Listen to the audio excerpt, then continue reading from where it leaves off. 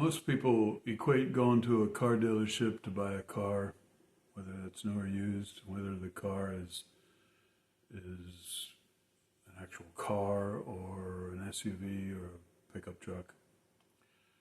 Most people equate that with something, well, it being a worse experience than getting a root canal. Most people loathe it. Some people just find it annoying. But most people loathe it. And with good reason. I mean, it takes a lot of time. You're never really sure, what you're getting.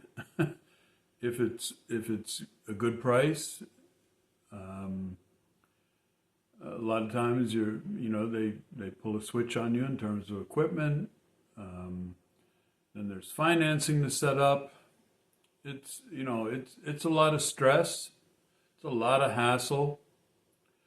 And people have to do it once every 3 years, 8 years, however often they buy a car, and they hate it.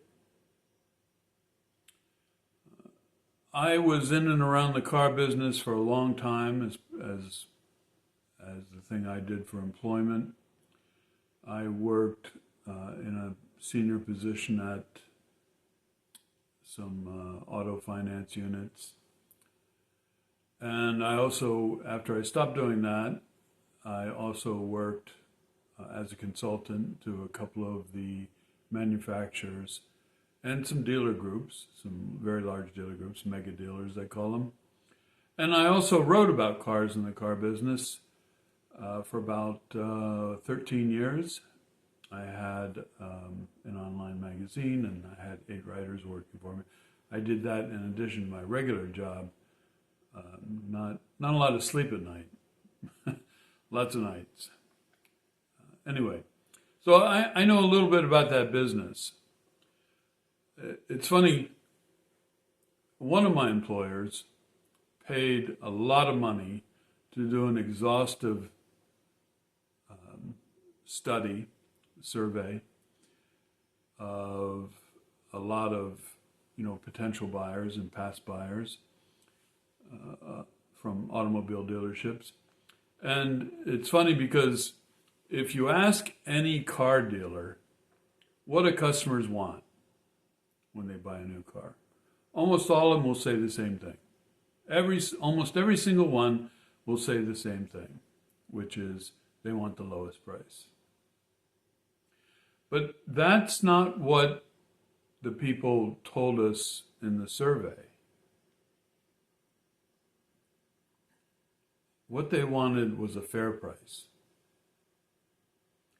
They just didn't want to pay more than everyone else was paying because, they didn't know what they were doing, or they were young and knew nothing, or they were old and didn't have a lot of energy, or they were a woman or a minority or whatever. They just didn't want to pay what they considered an unfair price, and that unfair price was more than other people paid.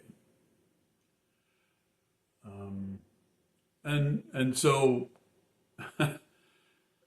when we went back to dealers and showed them these results, they just laughed. Said, "Oh, that's a lie. That's a lie. Everyone in here wants they just try to grind us down to the lowest price." And I don't think it is a lie. And there have been other surveys, other employers tasked me with doing in subsequent years, and I don't think it is a lie. But you can't tell the average consumer, average buyer. They can't tell if they're getting a fair deal. They don't know. So how did all this start anyway? All this, subterfuge, all this withholding of information, all this haggling. Well, I mean, there's evidence to show that there was active haggling as far back as 1910 at dealerships. But when it really took off was after World War II. That's when it got a lot more pronounced. After World War II, the war came to a halt, and the manufacturers knew that it was going to end soon, but they couldn't really tell. First there was VE Day, victory in Europe, and then several months later, there was VJ Day, which was victory over Japan. But that was very much in doubt because, before the atomic bomb was dropped, it looked like the United States was going to have to invade Japan, and that would have taken much longer. So no cars were made, no new cars, no new passenger vehicles were made after the United States entered the war in 1941. So there was a long stretch, the only thing you could buy, the only car you could buy was another used car because there were no new cars. So after the war, obviously there's pent-up demand for cars. But the manufacturers just couldn't switch over the factory lines that quick. I mean, they can't do it quick now, even with all the robotics. And then it just took forever. So it was not unusual after World War II, if you wanted a car, if you wanted a 1946 or 1947 car, the dealer would say, okay, yeah, you can have a car, but you have to buy a truck with a car to get the car, because I got hundreds, thousands of people that want a car, and what I have mostly is trucks, because production of trucks never stopped. They all went to the Army or the Navy or whatever, but production of trucks didn't stop during the war. And so there were plenty of trucks available that suddenly were not needed by the Army and the Navy. Plenty of trucks and very few cars. So I know this sounds crazy, but the dealers would just say, you can buy a car, I'll give you the privilege of buying a car, but you got to take a truck. And of course the response would be, what am I going to do with a truck? I mean, trucks then were not like trucks now. Trucks then were trucks. I mean, they were used for work. You had a truck if you were a farmer or a logger or a plumber or a whatever. People didn't take trucks and drive them to the work at their office every day. I mean, farmers or plumbers or what, if they made enough money, they had a truck and a car, because you wouldn't take your wife out in a truck. You wouldn't go to church services in a truck if you had a car. I mean, that just wasn't done. Trucks were just work vehicles. They were used hard and beat up. And so there was no reason for a regular person to have a truck, unless, of course, they were involved in a trade or something. And so to get a car, a lot of times you had to buy the truck with it, and then you would sell the truck at a loss to a plumber or a farmer or whatever. You'd sell the truck. You would just, write that off as the cost of purchasing the car. So cars were scarce, but only for a little while. Then production ramped back up. Then there were a lot of cars. And when there were a lot of cars, then all of a sudden the dealers got more flexible in the price. Now, at the same time they were getting flexible in the price of the new car, there were these old trade-ins, some of them quite old because, there hadn't been any new cars made for quite a while. And so this was like the modern day equivalent of horse trading, right? You do your best to, if you're the dealer, you do your best to get the trade as low as possible and get as much money for the new vehicle. And that's business, right? So You try to pay wholesale or below for the trade-in, and you try to get full retail or above for whatever new vehicle you're selling. And by the way, back to that survey just for a second. We had consumers tell us, hey, it's not that I don't want them to make any money. The dealers are always complaining about, oh, they want us to sell to them for free. No, the consumers say, no, I don't want. I want them to make money. I mean, none of us are communists here, right? They're a business. They got to make money. I just don't want them to make all that money on me. I want to pay a fair price, what everyone else pays. And of course, that's not how it works in a dealership. It never works like that in a dealership. If you're savvy and you know a few things, you're going to pay a lot less than that 22-year-old kid that's buying his first car without his, uncle or dad helping him. And you're going to pay a lot less than some elderly person that, doesn't have the physical strength or maybe the patience to go through, the gauntlet, the sales gauntlet that they're going to put he or she through. So there's a tremendous disparity in what the same car can go over the curb for at any dealership. There's a tremendous range. And this really took off, this wheeling and dealing, no pun intended, really took off after the war. And then, of course, you got the stereotypes of the car salesman, with sunglasses and Purina checkerboard slacks and white butts, the fast-talking car salesman. Because, every stereotype is based in truth, right? So that was the truth, in the 50s and the 60s, into the 70s.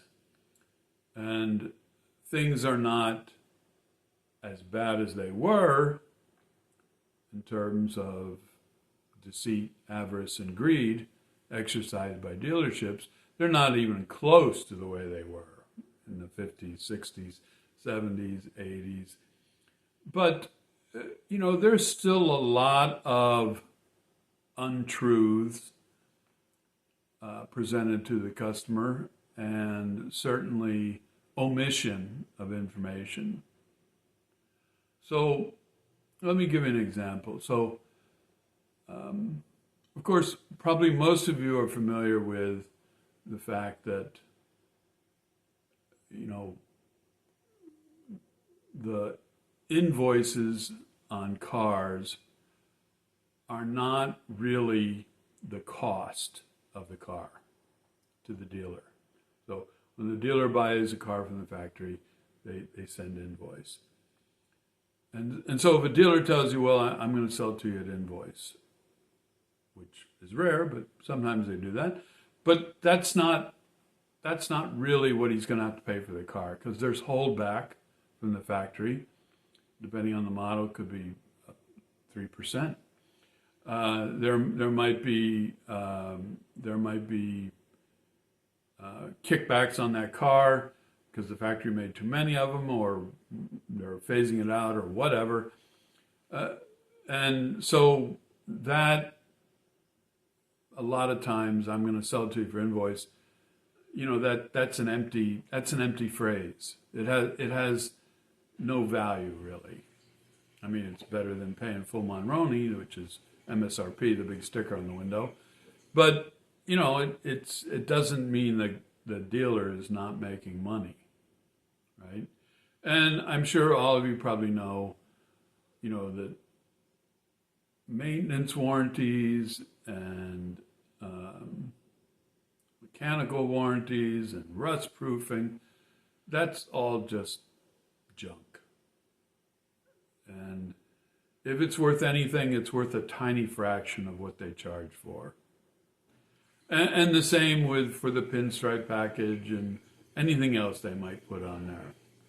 It's fluff. They're charging a lot for. But what a lot of people don't realize is when you finance a car at the dealership, that is, you use the financing they offer to you, whether that's factory financing, like if you go to a Chevrolet dealership, they'll offer you GMAC. You go to Toyota, they'll offer you TMAC, Toyota Motor Credit, Acceptance Corporation, Nissan. They all have their factory financing, even the Highline cars, they have it, Jag and Porsche and so forth.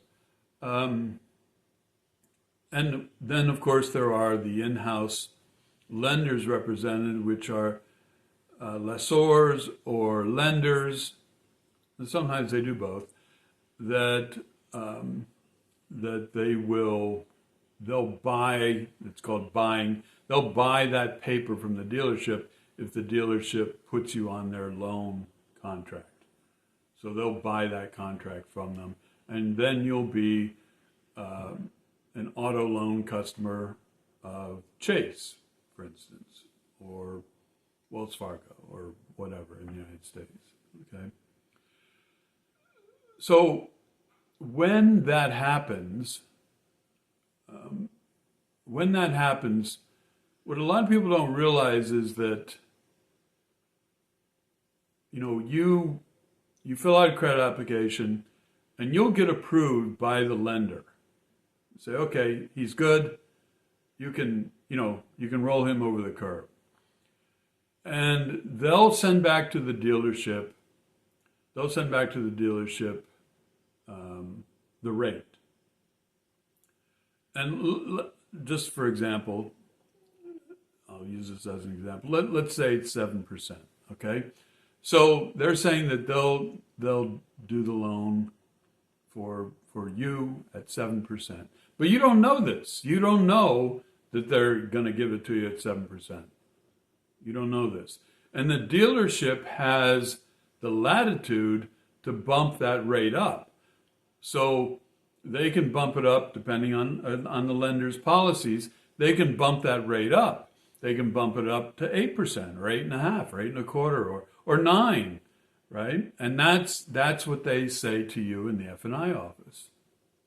They say, well, we got you approved, and the loan's at 9%, which is a good rate. And you say, well, couldn't you get any? No, that's what they approved you for. And you don't know.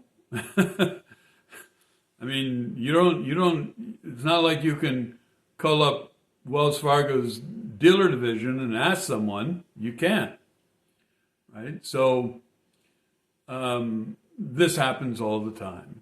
A lot of money gets made in that F&I office. And the other part is, the lender will come back and say, yeah, okay, we'll do this loan at 7% at, let's say, 90% of invoice, or 90% of retail, which is Monroney, MSRP, depending on how good your credit is, right? And the asset, how good they think the asset is.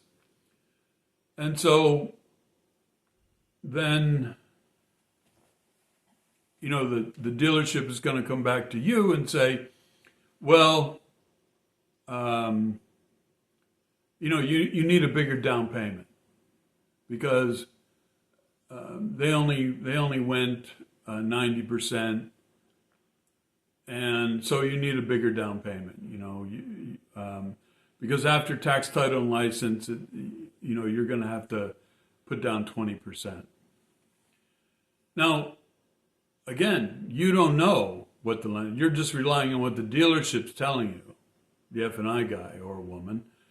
Lots of dealerships use women in F&I now because customers like it better, and they trust them more.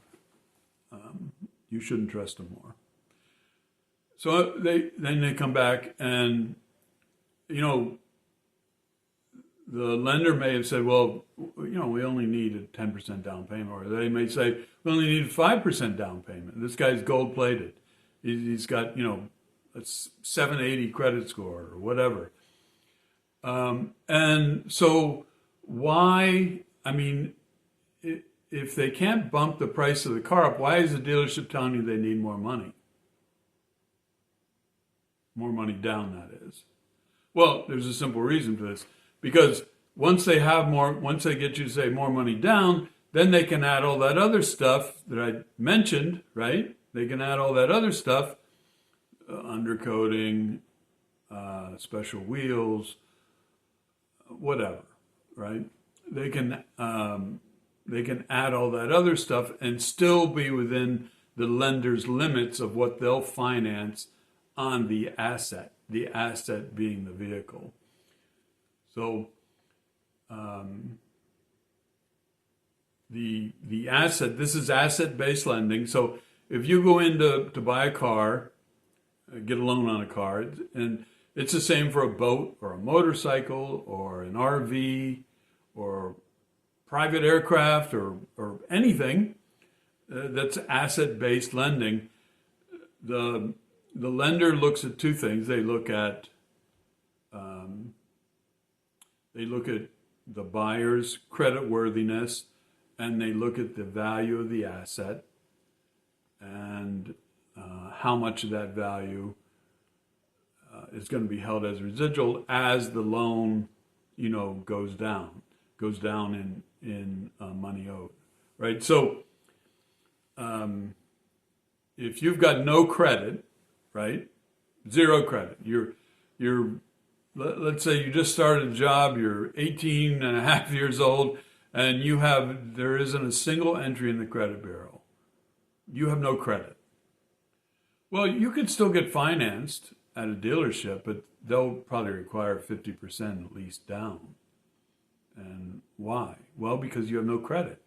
And so they figure, with 50% down, if it's a $40,000 vehicle, right, and you put $20,000 down, and even if you don't make the first payment, and they have to come and hook the car, they come and retrieve it with a tow truck, and take that car to auction to try to get back some of the asset value, some of the defaulted loan, they're in good shape. The car goes to the auction goes across the block. It's got 10,000 miles on it. It was a new car 4 months ago. You didn't make a single payment, but they're good. They're in good shape. They'll get that 50% all day long. They'll probably get 60 or 70% if it's only 4 months old, maybe more, depending on what kind of vehicle it is. If it's a hot vehicle, So that's what they buy: creditworthiness and the asset against the life of the loan. Right? That's how it works. Now, most people don't know. They have a pretty good idea about the price of the car, but they don't know much about what happens, when the salesman smiles at you and says, let's go talk to our F&I manager. Some things will happen in there that they're going to take your money any way they can. Now, again, none of us are communists here, right? They have to make money. They're a business. If they don't make money, they won't stay in business. But back to my previous point, all these things that they do are not applied equally to each customer. Many times, the people that can least afford to pay the most are the ones that do pay the most. It's the people with some business acumen, some business savvy, some knowledge of how dealerships work. and generally they have some success in the rest of their life, and they can afford to pay more, but they always pay less.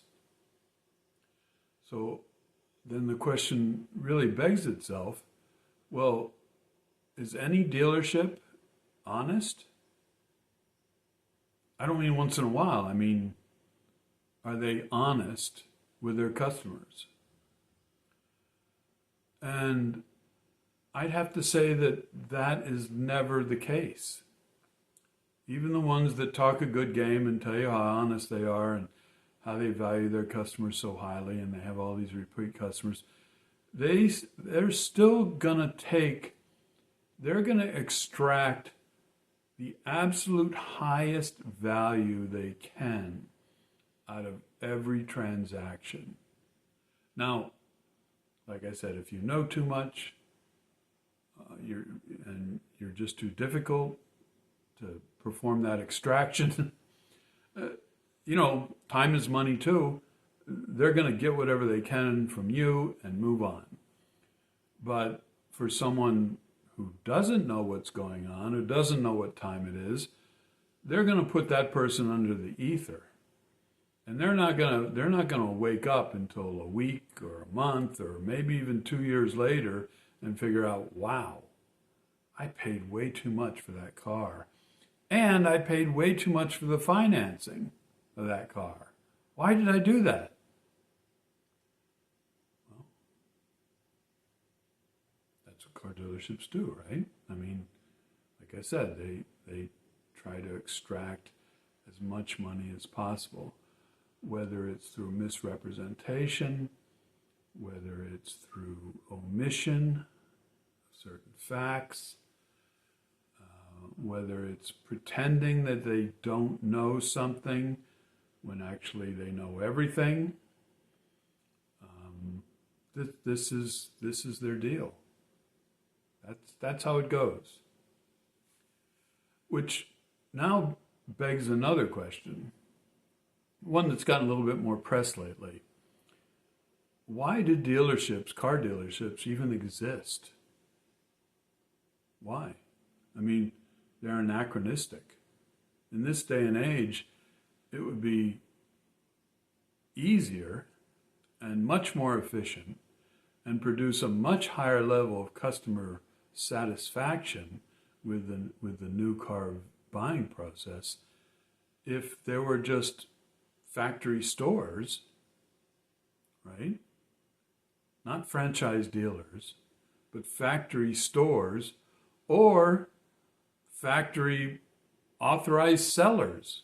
Again, not franchise dealers, but, for instance, you could have Walmart selling Toyotas, right? And you might say to yourself, yeah, why is that? Because,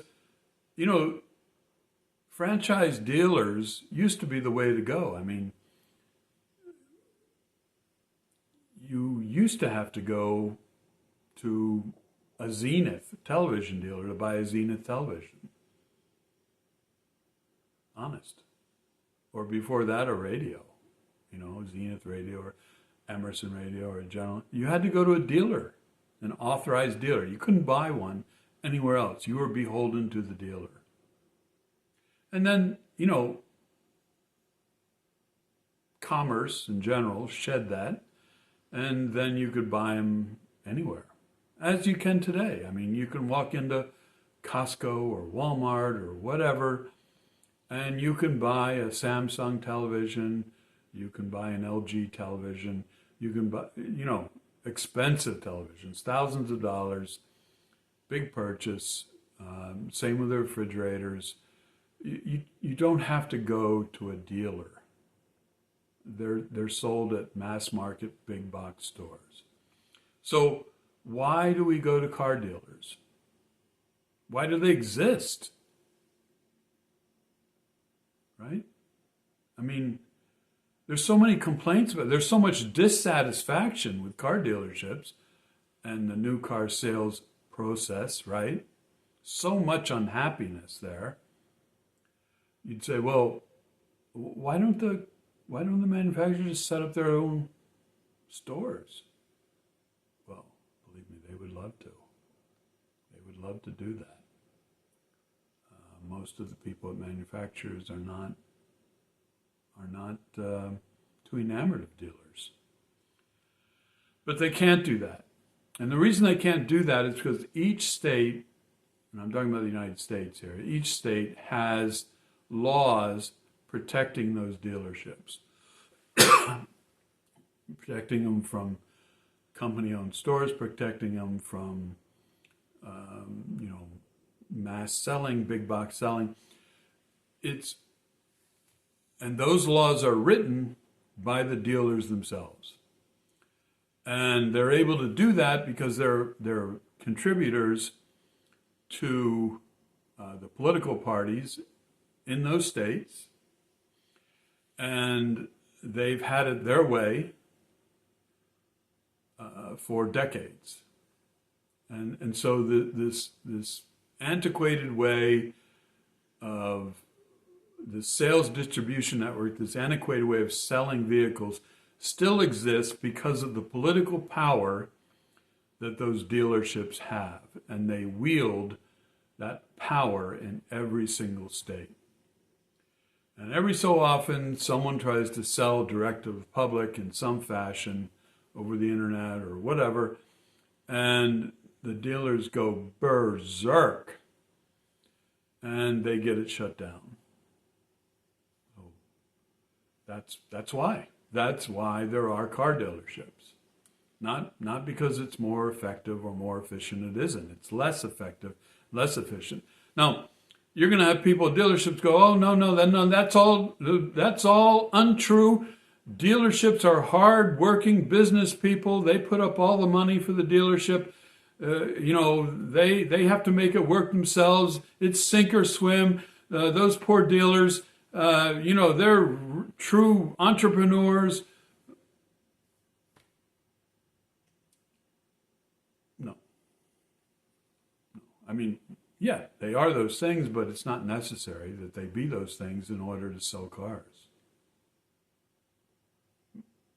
Dealers have inserted themselves in the middle of this process, and they have used every legal and political lever possible to keep themselves in that spot.